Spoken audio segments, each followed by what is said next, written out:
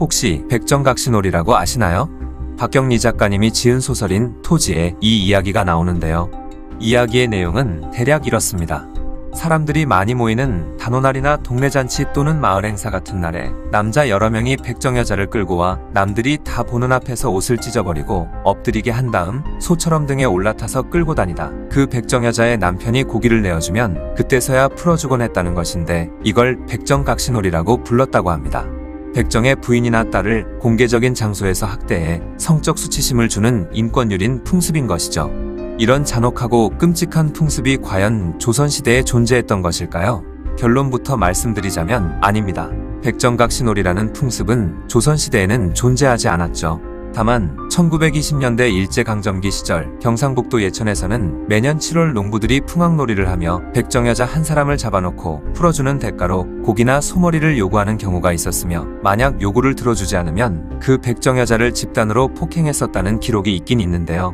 그러나 이런 악습 역시 형평사 운동을 전개하며 철폐를 위한 노력을 했다고 기록되어 있는데 백정 여자의 옷을 찢고 엎드리게 한 다음 등에 타고 다니던 그런 행위는 없었다는 것이죠. 그리고 예천에서 있었던 일 또한 가보개혁으로 인해 신분제가 철폐되면서 일반 백성들과 천민이라 불리던 백정들 사이의 경계가 허물어져 갈등이 벌어지는 과정에서 일어난 일인 것입니다. 조선시대 양민들은 고기를 살 때 말고는 백정과 말 한마디 섞기조차 싫어했고 거기다 백정이 마을 잔치나 행사에는 감히 참여할 수조차 없었죠. 그렇기 때문에 백정이 비록 가축보다 못한 대우를 받기는 했지만 이렇게 행사에 참여했다가 백정각시놀이를 당한다라는 것은 말도 안 되는 일이고 또한 과거부터 지속적으로 이어져 오던 그런 풍습이란 것은 더더욱 아닌 것입니다. 일단 저 이야기가 나온 박경리 작가님의 소설 토지도 역사적 사료가 되는 책이 아니라 창작소설이라는 점입니다. 그리고 과거 조선시대에 쓰여진 조선왕조 실록이나 승정원일기 등 어느 곳에서도 이 풍습에 대해서 언급이 되어 있지 않죠. 거기다가 일제강점기 초기의 신문이나 공문서 등과 조선총독부에서 조선의 풍습이나 관습 등을 조사한 기록에도 이러한 내용은 나오지 않았습니다. 말 그대로 백정각시놀이는 조선시대부터 계속해서 행해진 전통적인 풍습이었다라는 사료나 구체적인 증거 및 정보가 전혀 없다는 것이죠. 또한 이런 잔인한 풍습은 조선이 열등했다는 것과 미개했다는 걸 잘 보여주는 사례로 사용할 수 있음에도 불구하고 일제가 이를 거론하지 않았다는 것 자체만으로도 사실 여부를 충분히 의심할 만하죠. 당시 일제는 조선을 식민 통치하는 것이 정당하다는 것을 주장하기 위해 조선의 법제도는 봉건적 제도라며 맹비난하면서 근대적 법제도를 도입해 일반 양민들의 사법 불만을 풀어주는 척하고 있었기 때문에 백정각시놀이만큼 조선을 깎아내리면서 자신들을 지켜세울 수 있는 좋은 사건도 없었습니다.